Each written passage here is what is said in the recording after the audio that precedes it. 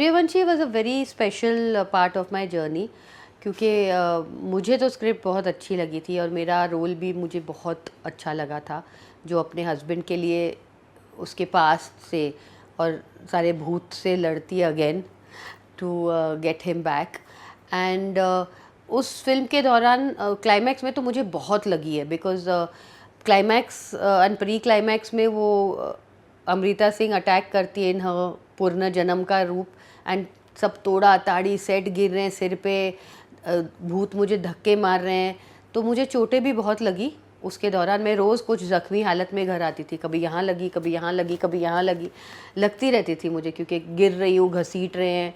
And it was really good fun working in that film. And then एक particular part आता है pre climax में, जहाँ मेरा एंड अमृता का कॉन्फ्रंटेशन होता है और हम एक दूसरे को बहुत सारी चीज़ें बोल रहे हैं, and Salman is also there in the scene. And पहले दिन जब सीन किया, he was like, oh my god, ये दोनों लड़कियाँ इतना तगड़ा होमवर्क करके आई हैं। He said I need a break, I want to rework on this scene again, because you know these girls are so well prepared and we were like so in it that then he worked on his pre-climax part as well. It was really nice because आप अच्छे actor के साथ काम करते हो ना, तो अंदर से आपके अंदर भी एक बहुत अच्छी एक्शन रिएक्शन निकलती है। End of course Amrita Singh was an outstanding actor, so it was wonderful. मैंने फिल्म की सलमान के साथ, सलमान खुद स्टार्ट कर रहे थे, मैं खुद स्टार्ट करी थी, तो we were relative newcomers both of us, तो बॉन्ड बहुत अच्छा था। मैं उनके घर जाती थी, उनकी फैमिली की तो हॉस्पिटैलिटी अनमैच्ड है इंडस्ट्री में, वो खिलाने पिलाने में तो चैम्पियन। एंड बहुत खिलाते पिलाते थे उनके घर वाले, एंड बहुत प्यार करते थे, बहुत एडवाइस करते थे अंकल। एंड पूरा उनके घर में तो रोज़ ऐसा माहौल होता था, खाना ऐसा लगता था जैसे कोई शादी ब्याह चल रहा है, you know. And we had a very good bond. Salman मेरी मॉम के साथ भी बहुत हैंग आउट करते थे, क्योंकि वो सेट पे आती थी, उनको लेके घूमने भी निकल जाते थे। So he was really wonderful को star to have, very protective, अपनी हीरोइंस को लेके बहुत ध्यान रखते थे। एंड हर चीज़ में, बल्कि मैंने आई रिमेंबर सलमान के साथ शो किया, हम लोग गए थे अमृतसर या कहीं पर शो करने, बैक स्टेज पे मैं और एक और हीरोइन थे, हम दो लड़कियां थे, and he was there. And हम कुछ बैक स्टेज पे बोल रहे थे कि यार हमारे पूरे पैसे नहीं निकले, तो वो बेचारा भी बैठ गया कि नहीं, इन लोगों के उस टाइम पे ऐसा सब होता था, अभी तो बहुत ज़्यादा प्रोफेशनल हो गया। बोला नहीं, पहले ये लड़कियों के पैसे नहीं आएंगे तो कोई स्टेज पर नहीं जाएगा। तो that way, you know, he was very good को star to have, very protective, कि ऐसा नहीं कि बस अपना ही देखना है। So that was really nice. Salman मिल चुके थे आकाश को और अपना मोहरा भी दे चुके थे, बहुत अच्छा लड़का है, बहुत अच्छा डिसीजन है। तो हम डिनर पे गए थे उनके घर, एंड उन्होंने वो अपना अपार्टमेंट अभी अभी रीडू किया था, तो मैंने ऐसे ये वाली कुर्सी को देख के बोला था कि वो what a wonderful looking chairs, really nice conversation piece. तो मैंने बोल के छोड़ दिया, फिर ऐसे जैसे हम तारीफ़ करते हैं और भूल जाते हैं। और रात को जब घर से हम उनके बाहर निकल रहे, देखो पीछे पीछे सलमान आ रहा है सिर पे अपनी कुर्सी लेके। मैंने बोला क्या कर रहा है? नहीं, मैं शादी पे आया भी नहीं, कुछ दिया भी नहीं, तो डिक्की खुलवा डालता हूँ। I said no, I don't want it. और मैं खींचातानी कर रही हूँ उससे गाड़ी के बाहर की, नहीं यार पागल, मैं तो ऐसे ही बोली अच्छी, नहीं ये तू लेके ही जाएगी। तो he just threw it into my car and made me take that chair. Salman के साथ तो मेरा बहुत अच्छा एक्सपीरियंस रहा, बहुत अच्छे दोस्त थे, फैमिली जैसे एक माहौल हो गया था उनके साथ, बहुत प्रोटेक्टिव थे, बहुत मजाकी थे, बहुत प्रैंक्स करते थे, तो मेरा तो बहुत ही अच्छा एक्सपीरियंस रहा। So I don't know what you are talking about, really I thought he was a wonderful guy and यारों का यार। मतलब फ़ोन उठा के मैंने बस उसको एक बार बोला था कि मैंने गाना गाया, मेरे को उसकी एल्बम करनी है, तो बोला हाँ आजा कर ले, मैं फार्म पे हूँ। ऐसे कपड़े जा मेरे घर पे कबर्ड खोल, जो चाहिए निकाल और ले आ। स्टाफ को जब मैंने उसके पैसे दिए वो गाना करने के लिए, इतना डांटा है उसने अपने स्टाफ को कि तुमने लिया कैसे शीबा दीदी से पैसा। सो मतलब ये यारों का यार है, मतलब अगर वो आपको यार बोलेगा वो कुछ भी करेगा। So I think it's wrong when people say is arrogant और something, maybe somebody has rubbed him the wrong way, that you can't say. And Shakti Kapoor के साथ तो मैंने पहली फिल्म ही प्लेड माय हस्बैंड, दूसरी फिल्म ही प्लेड माय फादर, तीसरी फिल्म ही प्लेड अ विलन। मतलब मैंने काफ़ी फिल्म, वो टाइम पे तो Shakti Kapoor was in every movie only. तो बहुत एक अच्छा हंसी मजाक का, बहुत एक अच्छा फन टाइप का माहौल होता था। हम शॉर्ट्स के बाद आके बैठते थे, मजाक कर रहे, जोक्स क्रैक कर रहे। So I had a great experience, अभी भी मिलता है, बहुत प्यार मोहब्बत से मिलता है। इत्तेफाकन हम दोनों ने 2 फिल्में की एक साथ, सूर्यवंशी और उसके बाद वो प्यार का साया में भी थी मेरे साथ, मीडियम का रोल प्ले कर रही थी उस फिल्म में। तो फिल्म के दौरान तो हम दोस्त हो गए थे, मैं उनके घर भी गई, वो मेरे घर भी आई, सेट पे भी बैठ के बातें करते थे, चिल आउट करते थे, हैंग आउट करते थे। लेकिन मोस्टली इन फिल्म इंडस्ट्री में ऐसा होता है कि आपकी जो दोस्तियां होती हैं वो उसी दौरान निर्भर होती है, जितना टाइम आप स्पेंड कर रहे हो उस पर्टिकुलर कैरेक्टर एक्टर या वो यूनिट के साथ। तो और साल लग जाता था उस टाइम फिल्म बनते बनते, और बहुत कम ऐसे दोस्तियाँ हैं जो वो उस टाइम को क्रॉस करके अगली, क्योंकि सब बिजी हो जाते हैं, सब अगली फिल्म अगली फिल्म अगली फिल्म में। तो जब मैं काम कर रही थी मेरा कुछ ऐसा ख़राब एक्सपीरियंस नहीं रहा उनके। मेरे साथ हर एक्टर ने प्रैंक किया है, अक्षय ने किया है, सलमान ने किया है, सुनील शेट्टी ने किया है, सब सैफ ने किया है। मतलब सारे बहुत मस्ती मजाक करते थे उस टाइम। हम सेट्स पे थोड़े, मैंने कहा ना, ज़्यादा फैमिली का माहौल बन जाता था, बहुत हम लोग एक यूनिट नहीं एक फैमिली हो जाते थे। तो और सपोजिंग आउटडोर शूट है तो होटल्स के रूम्स के बाहर एक दूसरे को डराना, मस्ती करना, वो सब तो आम तौर पे चलता ही रहता था। किसी की बालकनी में जंप मार के भूत की तरह बिहेव करना, मतलब बचपना हम लोगों में बहुत इंतहाई था। तो सब ने किया है, बहुत मज़ाक किया है, बहुत मस्ती की है। मेरे को याद आ रहा है कि ऊटी का होटल था एंड यही कुछ भूत भूत का कुछ प्रैंक था कि बालकनी में जंप मार दिया था किसी ने मेरी। अभी मुझे याद नहीं आ रहा है वो एक्टर कौन सा वाला था, बट था बहुत फ़नी। बट उस टाइम पे तो इतनी ज़ोर से डर गई थी। वैसे भी पहले क्या पूरी सेटिंग कर दी थी मेरे आते ही उस शूटिंग पे कि ये होटल हॉन्टेड है। तो उसके बाद वो सब वो फियर को फीड करी जा रहे थे। एक प्रैंक था ऑब्वियसली, तो ऑब्वियसली जब फाइनली प्रैंक प्ले आउट हुआ it was very scary. Again you are talking about an award winning actor जिनको बस देखना ही एक स्कूल हो जाता है, तो उनके साथ भी बहुत अच्छी खासी अभी भी दोस्ती है। And it's always sheer pleasure to work with these nuanced actors। मतलब आप उनको खाली एक लाइन देखते हुए बोल लेंगे ना in front of the camera, आपको लगता है कि बाप रे, कहाँ वो और कहाँ हम। जितनी फिल्में की कोई ना कोई बहुत अच्छे अच्छे एक्टर्स से हमेशा सराउंडेड थी मैं। तो throughout my journey I think I try to learn and learn and learn and watch and learn and watch and learn. तो जब करण जौहर वाली ये पिक्चर आई तो मैं बहुत एक्साइट हो गई, बिकॉज करण जौहर की big fan, love his cinema, love his work.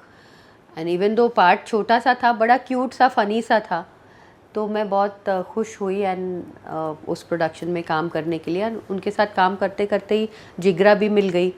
So it was a very good experience. मैंने सोचा कि यू नो अगेन के सोच रही थी कि गेस्ट अपीयरेंस है, छोटा सा पार्ट है, करूँ नहीं करूँ। तो थोड़े दिन लगे, फिर देन आई थॉट कि नहीं करण जौहर के साथ एक भी सीन हो तो करना चाहिए। एक तो Karan fantastic to work with, production mind blowing, and plus Ranveer Singh की इतनी high energy, Dharam ji set पे। So it was really very nice. Raja Hindustani में एक आइटम सॉन्ग था, ये गेस्ट अपीयरेंस सॉन्ग था, बट तब तक मैंने डिसाइड कर लिया था कि नहीं, मुझे नई सिंगल सॉन्ग्स करने फिल्म में, क्योंकि सिंगल सॉन्ग्स करती रहूँगी तो फिर मेरे को एक्टिंग के पार्ट्स कम मिलने लगेंगे। तो इस इनसिक्योरिटी में मैंने वो सिंगल सॉन्ग्स करने बंद कर दिए। तो वो गाना था परदेसी परदेसी, जो बहुत बड़ा हिट हुआ। तो बाद में जब गाना देखा थोड़ी तो रिग्रेट हुई लेकिन तब तक एक वो करियर का मूव सा था कि नहीं, सोलो सॉन्ग्स करती रहूँगी तो सिर्फ आइटम सॉन्ग्स करती रह जाऊँगी, तो इसीलिए ना बोल दी थी मैंने। कादर साहब को तो अगर आप देख लेते काम करते, आप दीवाने हो जाते। मतलब नॉट ओनली कि उनका लैंग्वेज पे इतना कमांड था, राइटर थे, कॉमेडिक थे, एक्टर कमाल के। मतलब मैं विश करती हूँ कि मैं 20 साल 30 साल पीछे चले जाऊँ और दोबारा कादर खान से मिलूं और बहुत कुछ सीखूं जो उस बचपन में शायद ध्यान नहीं आया, क्योंकि खुद ही एक्टर थे एंड अपने दुनकी में बिजी थे. But now when I think back, oh my god, what an actor, I should have learned more. मेरे हीरोज़ के साथ काम करने वाली लड़कियां सभी कंपेटिटर्स ही थी. अब हम सब उस टाइम पे कंपेटिटर्स थे एक दूसरे के. करिश्मा, रवीना, मैं, शिल्पा, आयशा जुल्का, पूजा भट्ट, हम सब कंटेम्प्रेरीज थे और हम वही हीरोज़ के साथ वही फिल्मों के लिए वाई कर रहे थे.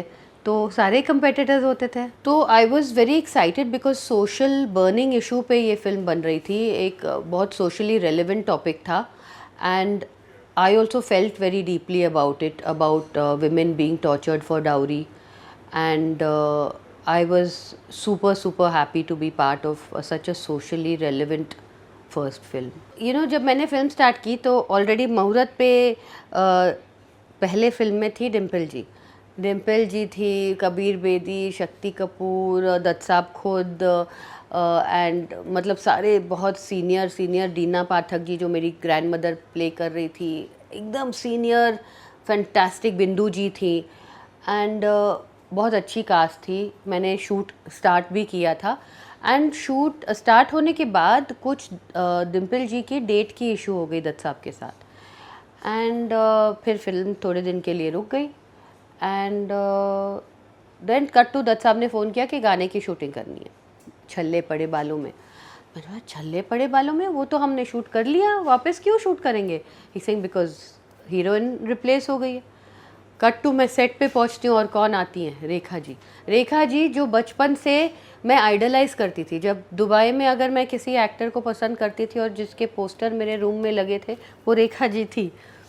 तो मेरे लिए वो इतना अच्छा ब्यूटीफुल सरप्राइज था to see Rekha ji walk in and for her to be part of my film, and I can't tell you what a wonderful co-star वो थी.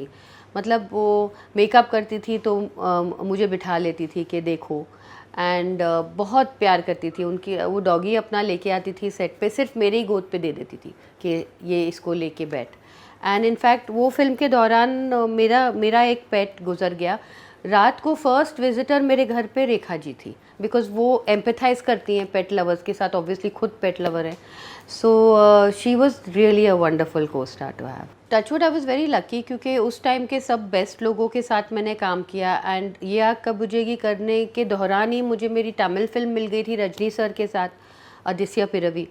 तो साउथ में गई मेगा सुपरस्टार के साथ, छोटी सी मैं 16-17 साल की, मैंने उनके साथ भी काम करना स्टार्ट किया एंड वो ख़त्म होते होते बॉम्बे में आई तो सूर्यवंशी साइन कर ली सलमान के साथ एंड अक्षय के साथ, सुनील शेट्टी के साथ. वो फिर जर्नी स्टार्ट हो गई. बहुत सारी अच्छी फिल्में साइन की, बहुत अच्छे लोगों के साथ काम किया.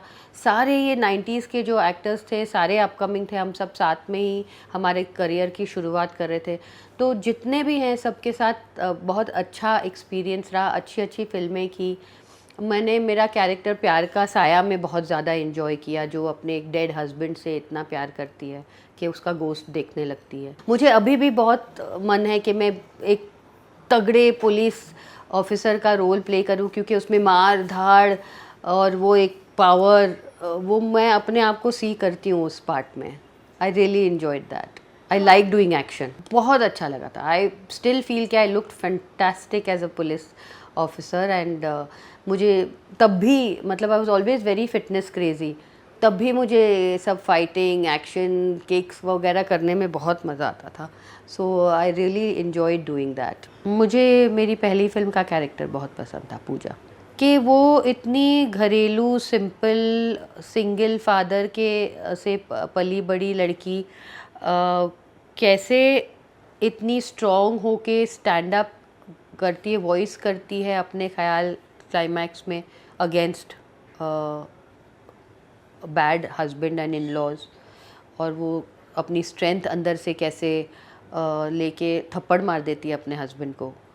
प्री क्लाइमैक्स में ये कैरेक्टर वो जब लड़का इस लड़की को मारता है 3 सेकंड के बाद वो खड़ी होती है और उल्टे हाथ का वो दे उसके मुंह पे थप्पड़ दे देती है. इसके बारे में एक इंसिडेंट बताती हूँ. ये जब मैंने पढ़ा था तो मैंने बोला था थप्पड़, सच्ची में थप्पड़ मारेगा. तो दत्त साहब ने और शक्ति कपूर ने एक दूसरे को शायद आंख मार दी थी, तो मेरे पास बोल गए हाँ थप्पड़ तो तुमको खाना ही पड़ेगा। एंड ऐसा नहीं, आवाज़ आनी चाहिए ज़ोर से। मुझे इन्होंने जो हफ्ता भर डराया है उस सीन के बारे में, मुझे लगा था वो तेज़ मुझे सच्ची मार देगा, क्योंकि वो सीन में लिखा है कि वो चमाटा मारता है तो आवाज़ गूंजती है। ऑब्वियसली किसी इतने 6 फुटे आदमी अगर मेरे को थप्पड़ मारेगा तो आवाज़ गूंजेगी। मुझे उन्होंने इतना डराया, मुझे उस टाइम पता ही नहीं था कि रियल में थप्पड़ नहीं होता। तो बाद में पता चला था कि सीन के टाइम, हाँ सीन करने के टाइम मैं प्रिपेयर्ड थी कि अभी थप्पड़ आने वाला है, आने वाला है, आने वाला है। आया नहीं, पर रिएक्शन मैंने वैसा दिया, और जब मैंने मुड़ के थप्पड़ दिया मैंने सच्ची का दे दिया। क्योंकि वो ही सीन था ना, वो मुझे मारते हैं और 1 सेकंड में उसको देखती हूँ और ठाड़ करके मैं मार देती हूँ, तो मैंने तो मार दिया सीधा। जब मैंने साउथ में काम किया मुझे लगा कि बहुत हम्बल और बहुत स्वीट एंड बहुत प्यार वाले होते हैं, बहुत रिस्पेक्टफुल होते हैं, अपने जॉब को जॉब की तरह ट्रीट करते हैं कि वो एक्टर हैं जब वो सेट पे है। Otherwise like so humble and normal ना, कि रियली सीख लेने वाली बात है।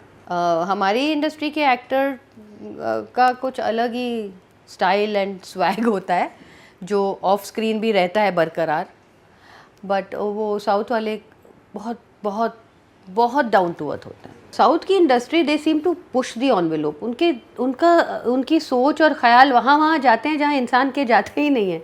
मतलब दे आर जस्ट आउटस्टैंडिंग। मतलब वो तो मेरे हिसाब से तो हॉलीवुड को भी मात दे देते हैं, जैसे उनके टेक्नीशियंस हैं, जैसे उनकी फिल्में बनती हैं, जिस स्केल में बनती हैं, जिस टेक्निकल फिनेस के साथ बनती है, जिस स्पीड में बनती हैं। मेरे को लगता है कि उनका तो मुकाबला ही नहीं किया जा सकता। Of course Hindi film industry comes a close second, but to my mind South industry is superior in terms of subjects, in terms of treatment, in terms of bigness, in terms of mounting.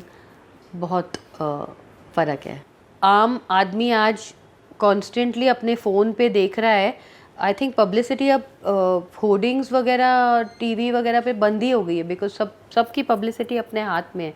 तो that's thanks to the paparazzi culture. वो 90s वाले जैसे तब थे वो अभी भी ऐसे ही हैं। कोई आपको ऐसे लगेगा नहीं कि पूरा टाइम हेडलाइंस में या पैप्स के पीछे या आगे दौड़ रहा है। वो सब अभी भी वैसे ही हैं मुझे लगता है। मैं बहुत सारे फ़ोटो शूट्स करती थी, तो मेरे बहुत सारे posters and photo layouts and articles आते थे, पर ऐसा कुछ नहीं था। इट वाज बैलेंस कि हर मैगज़ीन में कोई ना कोई आर्टिकल या कोई ना कोई तस्वीर तो ज़रूर छपती थी हर महीने। तो वो तो होता ही था, बट वो ऑर्गेनिकली होता था। वो एक्टर्स एंड जर्नलिस्ट की दोस्ती इतनी थी कि वो कुछ ना कुछ छाप ही देते थे हर महीने। सो हमारी ग्रेपवाइन बहुत होती थी। जर्नलिस्ट तब भी थे और एडिटर्स तब भी थे। खासकर लड़की मतलब हीरो हीरोइंस की एडिटर्स से बहुत अच्छी दोस्ती हो जाती थी।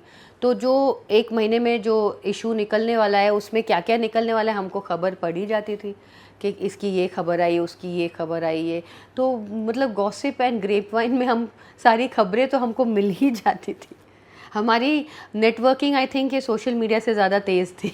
एक्सेसिबल नहीं थे एक्टर्स इतना आम पब्लिक के लिए।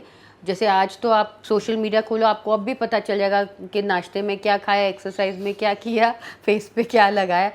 आई थिंक हमारे टाइम में थोड़ी एक्सक्लूसिविटी बहुत ज़्यादा थी। एक्टर तभी दिखते थे जब प्रोड्यूसर या प्रोडक्शन चाहती थी या पब्लिसिटी के लिए निकले तो निकले। नॉट ऐसे आम आप रोज़मर्रा की ज़िंदगी में नहीं पता चलता था कि एक्टर्स क्या कर रहे हैं, क्या खा रहे हैं, कहाँ जा रहे हैं, क्या पहन रहे हैं। वो सब प्रेशर भी नहीं था। अभी तो मुझे लगता है ये एक्स्ट्रा प्रेशर हो गया है एक्टरों के ऊपर कि कॉन्स्टेंटली आप घर से बाहर निकलोगे, you have to be dressed a certain way कि कब आप ट्रोल हो जाओगे because of the way you are dressed, और some people just dress and go in a certain way to be covered. So now it's a whole different story only. क्योंकि किसी controversy की वजह से कभी कोई फिल्म हिट नहीं हुई आज तक, कभी भी नहीं। मतलब आप दुनिया भर की कंट्रोवर्सी कर लो किसी एक्टर के बारे में, अगर पिक्चर आपकी अच्छी नहीं है या क्लिक नहीं हुई ऑडियंस के साथ, उसकी कहानी या वो किरदार, तो कंट्रोवर्सी वो टेम्पररी फेम होती है। वो उस टाइम के लिए आज का अखबार कल का कचरे का रैपर होता है। You no. So I don't think controversy से आज तक तो फिल्म हिट नहीं हुई, वरना हम हर फिल्म के पहले अच्छी कोई कंट्रोवर्सी निकाल दें. अभी आप एग्जांपल्स देख लीजिए, ये साउथ की जितनी फिल्में आ रही हैं आपको पता भी नहीं चलता कि वो एक्टरों ने क्या किया क्या नहीं किया, कहाँ गए, क्या खाया क्या पिया, लेकिन उनकी फिल्में हज़ार हज़ार करोड़ क्रॉस कर रही है. So it's the script that must appeal to you. तो मुझे दत्त साहब की याद आती है जो मेरे मेंटोर थे. Kader Khan, like I said, I wish I could have learnt a lot more from him. And yeah, those are the two actors who I worked with, and yeah, I feel कि if they were there, it would have been lovely. And बाकी तो सब हैं ही, अच्छे हैं, खुशहाल हैं. मेरी परवरिश और स्कूलिंग वगैरह सब कुछ दुबई में हुई. मैं इंडिया में नहीं रहती थी बिकॉज़ मेरे डैड का बिज़नेस था. एंड नॉर्मल चाइल्डहुड था जैसे बिज़नेस फैमिलीज़ का होता है. एक मल्टीकल्चरल स्कूल में गई जहाँ हर देश के, हर लैंग्वेज के लोग पढ़ते थे, तो बहुत एक्सपोजर हुआ अलग अलग कल्चर्स का. एंड बहुत एक हंसते खेलते झूमते, कभी सोचा ही नहीं था कि वो जर्नी वहाँ से जो मेरी स्टार्ट होगी यहाँ आके मैं ख़त्म करूँगी. एक्टर बनने का तो दुबई में कुछ दूर दूर तक ख्याल नहीं था. स्कूल जाते थे, नॉर्मल ऐसा था कि या तो डैड का बिज़नेस करेंगे या अपना कुछ परसू करेंगे एजुकेशनली. सो बहुत सारे फ्रेंड्स थे, मस्ती थी, एंड फिल्म कनेक्शन कहीं भी नहीं था कि कोई बोलता ना कि चलो मेरे बुआ थी या मेरी चाची थी. कोई नहीं. मेरी फैमिली में दूर दूर तक कोई भी फिल्म इंडस्ट्री का नहीं था.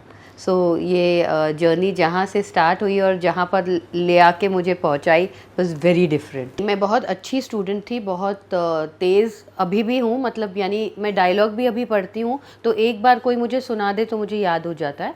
तो एक ऐसी photographic kind of memory to memorize things. And बहुत फास्ट रीडर हूँ.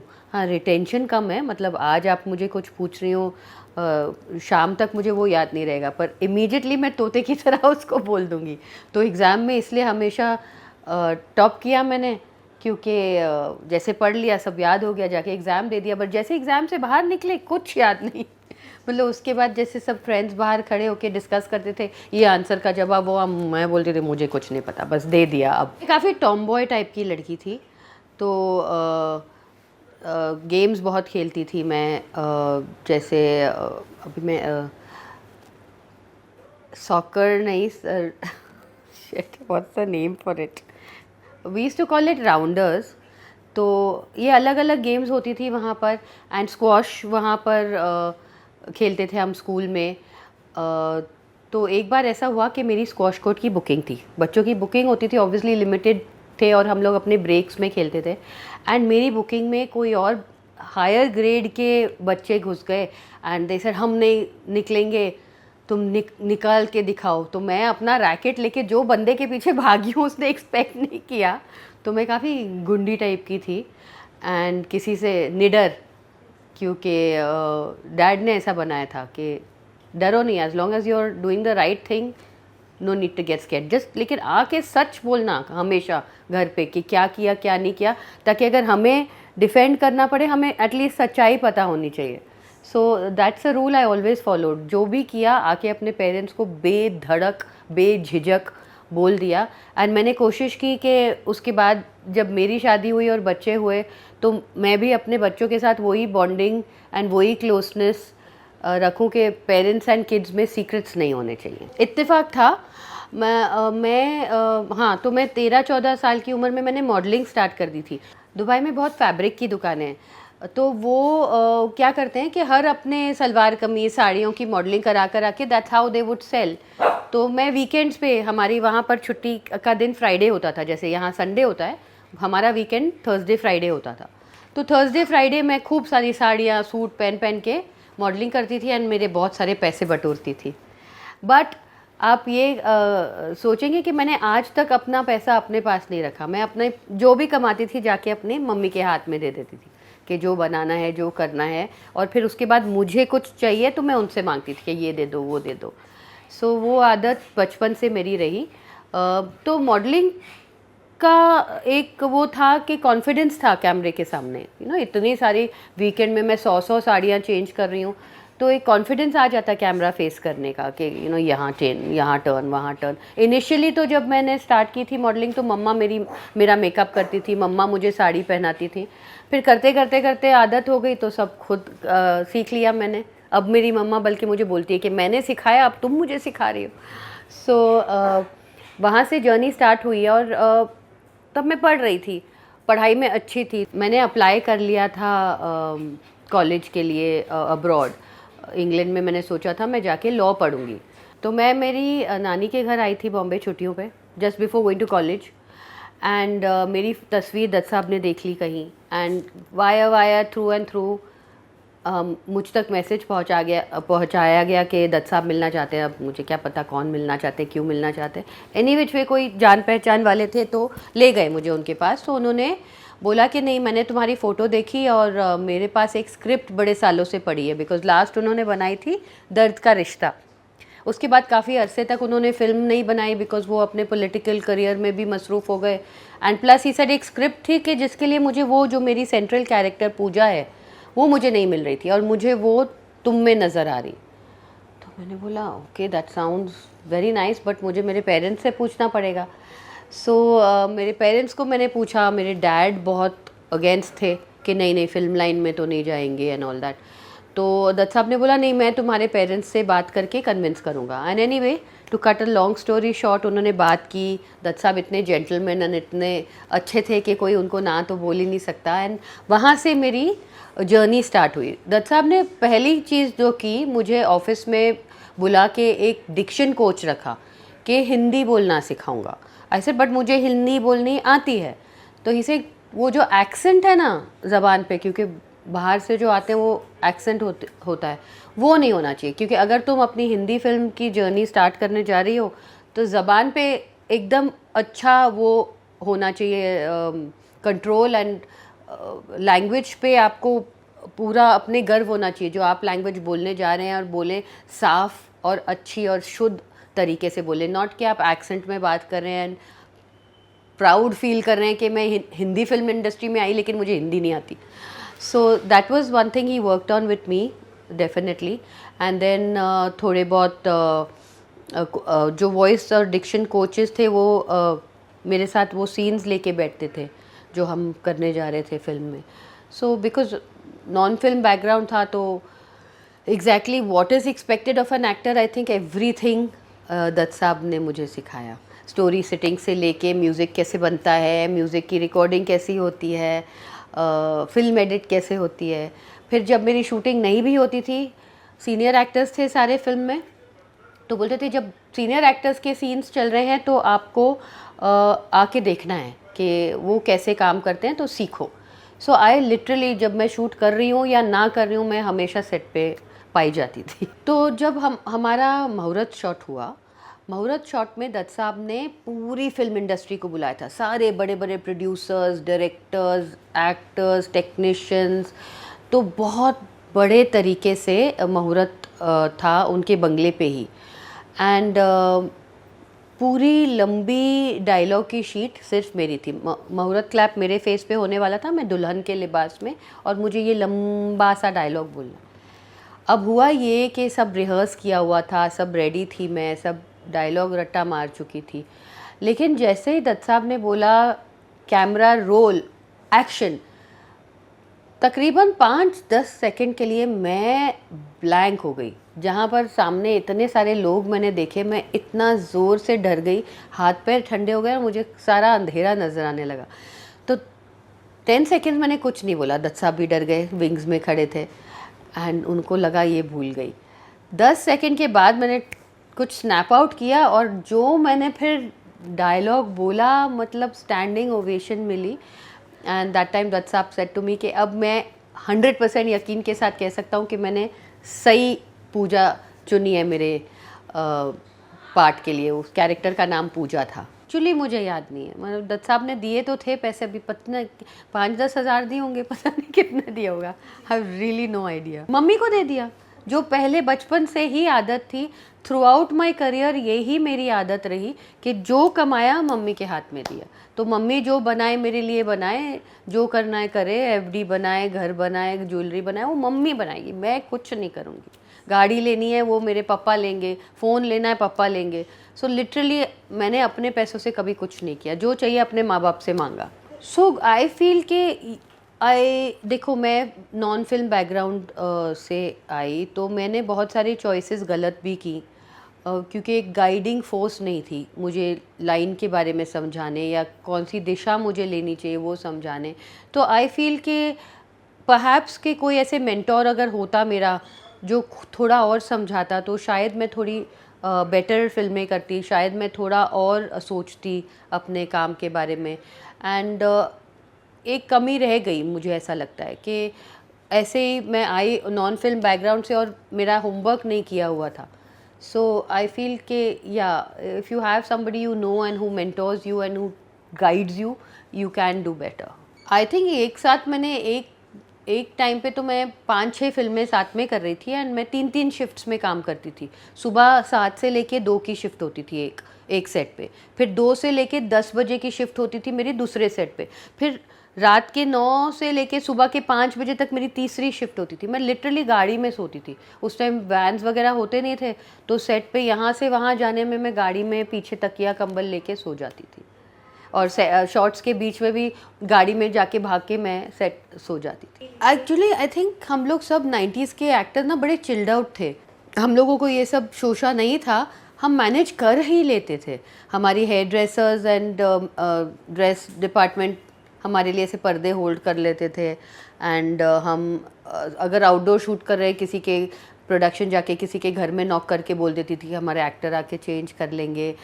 मतलब हम लोग की कभी झाड़ के नीचे बैठ के कुर्सी पे आईना पकड़ के मेकअप कर लेते थे, टचअप कर लेते थे। तो I think we were chilled out and बहुत मज़े किए, बिकॉज इतना casual kind of a feel था। कभी ऐसा कुछ लगा भी नहीं कि बहुत इनकन्वीनियंट हो रहा है, because I think when you are doing some work जो आप इंजॉय करते हैं, आपको कोई भी चीज़ काम नहीं लगती। 2-3 बार सेट पे हुई खटपट, मिसअंडरस्टैंडिंग्स हुई, झगड़े हुए। फिर उस टाइम का क्या था, अगर जिसके साथ आपकी अनबन हुई है, अगर उसको आपको बदनाम करना है तो जाके किसी जर्नलिस्ट से बता दे, जर्नलिस्ट छाप देगा। तो होती थी दैट्स आई थिंक। और प्लस अगर 2 हीरोइंस हैं फिल्म में, तो फिर उसने क्या पहना है, मैंने ये क्यों नहीं पहना है, शूटिंग कैंसिल क्योंकि उसके कपड़े बेटर हैं, ये सब तो होता ही था। वो एक फ़िल्म थी जहाँ मेरी बहुत बुरी अनबन हो गई थी किसी एक्टर से सेट सीन के बीच में, तो मैं सेट छोड़ के चली गई थी। इतनी ज़्यादा मैं नाराज़ हो गई थी कि I said I am not working. And वैसे मुझे गुस्सा नहीं आता, वैसे मैं बहुत शांत स्वभाव की हूँ, मुझे गुस्सा दिलाना बहुत बहुत रेयर चीज़ है। सो मैं उस दिन इतना गुस्सा हुई कि मैंने वो फिल्म के पास मैंने दोबारा गई नहीं उनके पास, बिकॉज मैं बहुत नाराज़ हो गई थी। एंड एक और फिल्म थी जहाँ प्रोड्यूसर ने बदतमीज़ी की थी, कुछ गलत मेरी फ़ोटोज़ छाप दी थी, फ़ोटोशॉप, उस टाइम फ़ोटोशॉप नहीं होती थी, मॉफ वॉफ करके कोई ऐड दे दी थी मेरा फेस और किसी और की बॉडी लगा के, तो मैंने केस वेस कर दिया था। वो पिक्चर तो मैंने डब भी नहीं की, मैंने एसोसिएशन में भी केस कर दिया, बिकॉज मैं बहुत नाराज़ हो गई। So I think it's part and parcel of the industry. Film industry में जगह बनाने के लिए आपको एक सबसे पहले तो मेंटली बहुत ज़्यादा स्ट्रांग होना पड़ेगा, क्योंकि यहाँ पर हर फ्राइडे को आपका दिल टूटता है, या आपकी फ़िल्म चल जाए तो फिर आपके अंदर इतना ज़्यादा स्ट्रेस रहता है कि नेक्स्ट फिल्म कौन सी करूं। फिर आपको ये स्ट्रेस रहेगा कि हीरो आपको रेकमेंड करेगा कि नहीं, क्योंकि अगर प्रोड्यूसर डायरेक्टर ने ओके बोल दिया और हीरो ने बोल दिया नहीं, तो भी आपकी फ़िल्म आप लूज़ कर जाओगे। अगर आपकी फ़िल्म चली नहीं तो अगले 10 हफ्ते आप रोते रहोगे क्योंकि मेरी फ़िल्म फ्लॉप हो गई। तो इस लाइन में आने के लिए आपको बहुत हार्ड हार्टेड एंड स्ट्रॉन्ग होना पड़ता है। लेकिन अनफॉर्चुनेटली एक्टर्स बहुत इमोशनल होते हैं ऑब्वियसली, क्योंकि एक दिन में इतनी अलग अलग इमोशंस दिखानी पड़ती हैं, एंड आपकी इमोशन से परे आपको चीज़ें करनी पड़ती हैं। अगर मैं किसी दिन घर से निकली हूँ अच्छे मूड में, मेरे को जाके पूरे दिन रोने का सीन करना है, या अगर मेरे घर में कोई बहुत दुर्घटना हो गई है और काम करने की स्थिति में नहीं हूँ, लेकिन मेरी कमिटमेंट है क्योंकि हंड्रेड्स की यूनिट रुकी हुई है, तो जाके आपको हंसने खेलने का सीन करना है जब आपका मूड ही नहीं है। तो इमोशनल बहुत होता है एक्टर, लेकिन अपने इमोशंस को रेन इन कॉन्स्टेंटली करता है, इसलिए आप बहुत सारा अब सुनने लगे हैं about actors who face depression, who are going to mental health care professionals, and I think that is so important कि आप डिस्कस करें कि आपको क्या तकलीफ़ दे रहा है लोगों से, आसपास वाले लोगों से, डॉक्टरों से, क्योंकि this is real, it is a बीमारी, it is like a normal बीमारी, जैसे बुखार होता है, खांसी होती है, डिप्रेशन भी बीमारी है जिसका आपको इलाज करवाना चाहिए, मतलब एक मेंटल हेल्थ केयर प्रोफेशनल से बात करनी ही चाहिए। It's very important to make you strong. Literally हर पिक्चर, मतलब इतनी भूख होती है एक एक्टर के अंदर कि मैं अच्छे डायरेक्टर्स के साथ काम करूं, अच्छे एक्टर्स के साथ काम करूं। लिमिटेड फिल्में बनती हैं साल में जो अच्छी होती हैं, और उस लिमिटेड फिल्म में इतने सारे हम एक्टर उन्हीं फिल्म्स को करना चाहते हैं, तो ऑफ कोर्स इच्छा तो थोड़ी कभी ख़त्म ही नहीं होती कि ये भी काश मेरी होती फिल्म, काश ये मैं करती पार्ट, शायद ये पार्ट में बेटर करती। फिल्म का बजट उतना मैटर नहीं करता था तब जितना करना चाहिए था। अब मुझे लगता है कि ये मैंने गलत किया, क्योंकि बहुत फिल्में मैंने ऐसी भी की जो रिलीज़ ही नहीं हुई फाइनली, अच्छी अच्छी फिल्में। उसमें से एक फ़िल्म तो सलमान के साथ ही थी जो रिलीज़ ही नहीं हुई, उस फिल्म में सलमान, मैं और नीलम थे। फिर एक और फिल्म थी किसी और अच्छे एक्टर के साथ, वो भी रिलीज़ ही नहीं हुई। एक और फिल्म थी, सैफ था उसमें शायद और मैं थी, वो भी रिलीज़ नहीं हुई। तो मैं उस टाइम इतना नॉलेज नहीं था, छोटी थी एज में, फिल्म इंडस्ट्री का कुछ वो समझ ही नहीं आता था। वो एक्टर एंड स्क्रिप्ट वगैरह देख के कर लेती, लेकिन उस टाइम नहीं सोच रही थी कि ये पिक्चर रिलीज़ होगी कि नहीं, पब्लिसिटी होगी कि नहीं, जो सोचना चाहिए। तो आई थिंक अब मैं ज़्यादा क्लेवर हो गई हूँ। अभी गेस्ट अपीयरेंस भी करती हूँ तो अच्छे प्रोडक्शंस में करती हूँ कि सब लोग देखेंगे एटलीस्ट। तो हमारे टाइम पे ये एब्सोल्युटली रियल था, ट्रू था। बल्कि हमारे तो अगर अफेयर का भी बाहर निकल जाता था तो लगता था कि अभी हमको फिल्में नहीं मिलेगी, एक्टर हमारे साथ काम नहीं करेंगे। तो हमारे टाइम पे तो ये बहुत बड़ा हुआ था। पर अब लकीली मैंने देखा कि ये बदल चुका है। Every A list actor is a married actor. उस टाइम पे तो हीरोज़ भी छुपा देते थे कि आपको तो पता है कितने साल तक पता नहीं था कि आमिर खान की शादी हो चुकी है, यू नो। सो हमारे टाइम पे थोड़ा माहौल अलग था। अब तो सारे, कोई भी अनमैरिड नहीं है सिवाय सलमान के सारे के सारे शादीशुदा actors and actresses A list वाले हैं। कोई अब आई थिंक ऑडियंसेस को फ़र्क नहीं पड़ता, because they are looking at a film as a film. सो मैं अर्ली 20s में थी, मेरा करियर अभी ही पीक कर ही रहा था, मैं और काम कर सकती थी, लेकिन मुझे हो गया इश्क एंड मैंने सोचा कि ठीक है शादी कर लूँ। फिर शादी करते करते मुझे लगा नहीं नहीं गलती कर रही हूँ, फिर मैंने बोला नहीं मुझे नहीं करनी, फिर मैंने बोला अच्छा अच्छा कर लेनी है। तो मैं थोड़ा ऐसे सीसॉ कर ही रही थी एंड फिर मैंने शादी कर ली। शादी के बाद मैंने दम की विवेक ओबरॉय के साथ, घात की मनोज बाजपेयी वाली, वो तो आकाश ने ही डायरेक्ट की थी। एंड ऐसा कुछ हुआ नहीं कि आया मेरे पास और मैंने ना बोला। जैसे कि आपको पता है हमारी इंडस्ट्री में एक बार लड़की की शादी हो जाए तो सामने से लोग आते नहीं थे उस टाइम पे। तो और मेरी शादी को इतने 25 साल से ऊपर हो गए, तो उस टाइम पे जो आए मैंने कर लिया और फिर काम आना भी बंद हो गया एंड शादी भी कर चुकी थी, तो ऐसा कुछ हुआ नहीं। एंड फिर जब वापस आना शुरू हो गया 3 डेकेड के बाद, मैंने फिर हाँ बोलना शुरू कर दिया। तो आकाश ने मुझे शादी से पहले भी एक फ़िल्म में डायरेक्ट किया था जिसका नाम था प्यार का रोग। प्यार का रोग के टाइम पे हम दोनों डेट नहीं कर रहे थे ऑफ कोर्स, एंड बट उन्होंने जब मुझे पहली बार देखा था शायद अपनी माँ को जाके बोला था कि एक दिन मैं इस हीरोइन से शादी करूँगा। फिर उसके बाद उन्होंने मेरे साथ की मिस 420। मिस 420 के एंड में हम दोनों को प्यार हो गया। तो मिस 420 रिलीज़ होते होते हमने शादी कर ली थी। तो अब मैंने इस साल रॉकी और रानी की, जिगरा की, अब मेरी फतेह लगी इस हफ्ते। तो अब मैं ये साल भी बहुत अच्छी फिल्म करने जा रही हूँ। तो अब मैं देखती हूँ फर्स्ट एंड फॉरमोस्ट प्रोडक्शन कि किस माउंटिंग पे पिक्चर बनेगी। That is my primary concern कि पिक्चर कैसी बनेगी और कितने लोग देखेंगे पिक्चर। अब समझ गई हूँ मैं अपनी बचपन की भूलों को लेके कि छोटा पार्ट आप करो बड़ी पिक्चर में, सारी दुनिया देखेगी। बहुत बड़ा पार्ट आप छोटी सी पिक्चर में करोगे, कोई देखेगा भी नहीं, आपकी मेहनत भी वेस्ट हो जाएगी। सो अब इस साल I am hoping to do some great parts in some good cinema. एक मेन बात ये होती है कि हीरो एंड हीरोइन की शेल्फ लाइफ में बहुत ज़्यादा फ़र्क है। एक हीरो जो 30 साल से चल रहा है, वो हीरोइन 30 साल नहीं चलेगी उसी ट्रैक्शन पे। क्योंकि देखिए अभी आते आते अभी मैंने हीरोइन का काम किया इन सब एक्टरों के साथ, अब 30 साल बाद वो क्या मेरे साथ हीरोइन का काम करेंगे? बिल्कुल नहीं। वो मेरे से आधी उम्र की लड़की के साथ काम करेंगे, क्योंकि उनको भी अपनी शेल्फ लाइफ बरकरार रहनी है। तो नॉट ओनली हमारी फिल्म इंडस्ट्री में, हॉलीवुड बॉलीवुड हर जगह हीरोइन की शेल्फ लाइफ और हीरो के शेल्फ लाइफ में बहुत ज़्यादा फ़र्क है। एंड ऑब्वियसली हीरो की ट्रैक्शन जैसे जारी, हीरोइन यहाँ आके शादी कर ली तो फिनिश। तो आई कांट इवन थिंक कि मेरा भी वो ट्रैक्शन होना चाहिए था। मैं हीरो हूँ नहीं, तो नेक्स्ट लाइफ में अगर मैं हीरो पैदा होंगी तब होगा। वरना I think I just have to be grateful for all the chances I got, all the people I worked with. इतने अच्छे अच्छे लोगों के साथ काम किया, इतने बड़े बड़े एक्टरों के साथ काम किया, and they've all become a list actors. मेरे सारे हीरोज़ आज की तारीख में एकदम ए लिस्ट पे हैं। That's matter of pride for me. तो मुझे खाना बनाना आता है, बहुत अच्छा आता है, लेकिन मैं बनाती नहीं हूँ। मतलब मेरे को वो ड्रजरी पसंद नहीं है।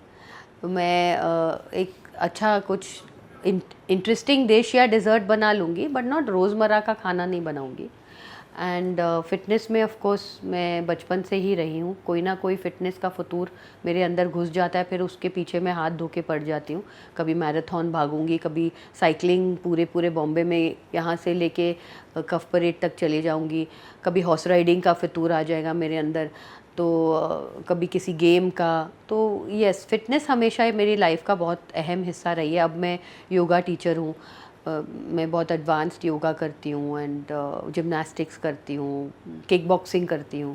तो फिटनेस का फतूर तो है ही। एंड बहुत एविड रीडर हूँ, मतलब हफ्ते में 1 या 2 किताबें मेरी ख़त्म होती ही होती हैं। तो मेरी रीडिंग स्पीड भी अच्छी खासी है और बहुत पढ़ती हूँ, बहुत ज़्यादा बुक्स पढ़ती हूँ। मेरी पाइपलाइन में बहुत अच्छी फिल्में हैं, and I will be very excited to announce it as soon as I get the official okay. And आप इस साल मेरे को बहुत अच्छी फिल्में देखेंगे। एंड मैं सबको विश करती हूँ good mental health, strength, lots of love. अपने एल्डर्स का बहुत प्यार करिए, रिस्पेक्ट करिए, अपने माँ बाप की पूजा करिए और उनको अपने दिल के करीब रखिए। Give them time, because they are the ones who are your biggest well wishers in the world. उनसे अच्छा दुनिया में कोई नहीं होता।